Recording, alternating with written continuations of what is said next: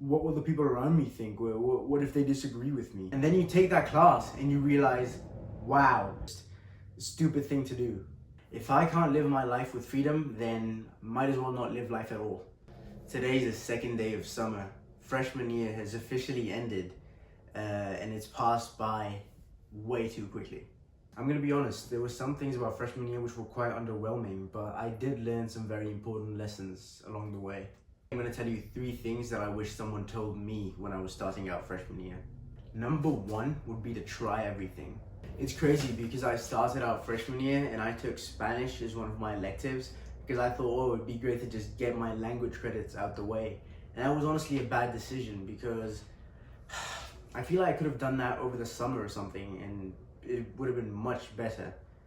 And because it would have also been a shorter class. I knew I wasn't gonna like Spanish, but I did it anyways to get the credit out the way. I then went on to learn that if I take computer science, it would also count as a language credit.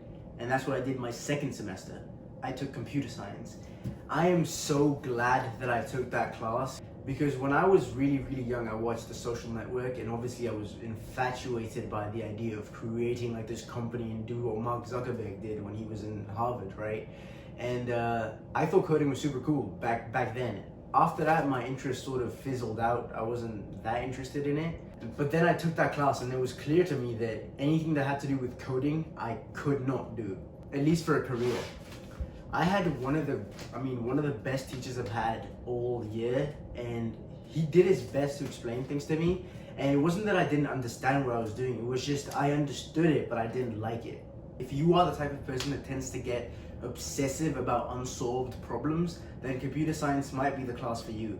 For me, it was just like sitting across the computer for like an hour straight on one assignment, and the only mistake in the assignment was that one missing like period somewhere, right? And it's I can see how that might be appealing to some people, but it just wasn't appealing to me. That's what I want to say. Even if you have minimal interest in a class, even like the most minute amount of interest, please take that class because it might end up being, okay, so you might have a lot of interest in something like computer science like I had when I was younger, and you take that class and you realize that it's not what you thought it was about.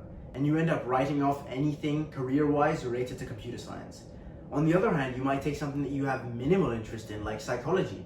You might take that class and you're like, it's not too bad. I mean, I've heard some of it seems cool, but I don't know, whatever. And then you take that class and you realize, wow, the human brain is extremely interesting. And then you take the second class and the third class and the fourth class for that subject and you might become a psychologist. Obviously, this advice isn't strictly confined to academics. If you think that this is a sport that you'd like to play and you haven't played it before, play the sport. Try everything because right now, you really don't have much to lose. The second thing I wish someone told me when I was starting freshman year was to have courage. Now, what does that mean? The answer to that question isn't as simple as you might think. It's having the courage to do what? One thing I want to say that you have to have the courage to do is the courage to express yourself. I'm not saying give unsolicited advice and like just shove your opinion down the throats of others. That's obviously like a stupid thing to do. But if you have an opinion about something, don't conceal it for no reason. Don't conceal it because, oh, what will the people around me think? What if they disagree with me? And don't listen to me. Don't listen to me. Listen to Marcus Aurelius, the former emperor of Rome. In his first book of Meditations, where he talks about the things that he's learned from different people, he talks about what he's learned from his brother Severus. He talks about how Severus doesn't conceal his opinions. Now, he doesn't express them harshly. Like I said, he doesn't shove his opinion down the throats of others, and he just doesn't talk when he's not asked to talk, right? But if he does have an opinion on something and he's asked about his opinion, he doesn't withhold it. Now, he's not brash, he's not arrogant, but he expresses it freely. So my high school particularly is very like college based, right? They're all trying to send you off to college. I think that's how most high schools are, but I don't know. It's my first high school that I've ever been in. And every counselor ever has been shook every time I've told them that I don't plan on going to college. But not only have I expressed my opinion, I've also defended it against counselors who, I mean, the way I see it, the counselors are trying to guide you, but really they're only trying to guide you in one general direction, which is college.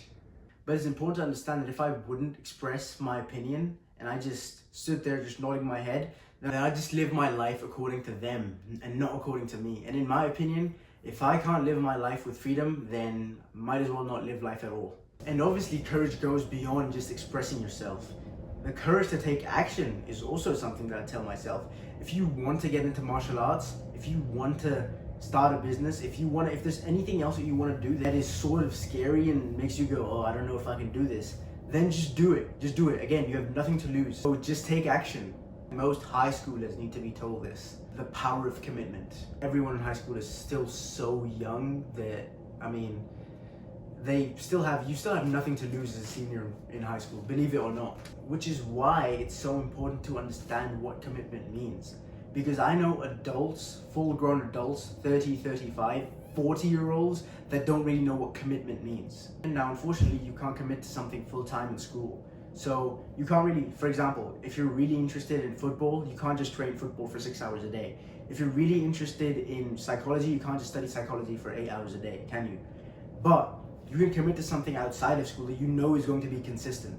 Think of it this way, when it comes to taking psychology classes or when it comes to football, the problem is that you are limited by a higher power.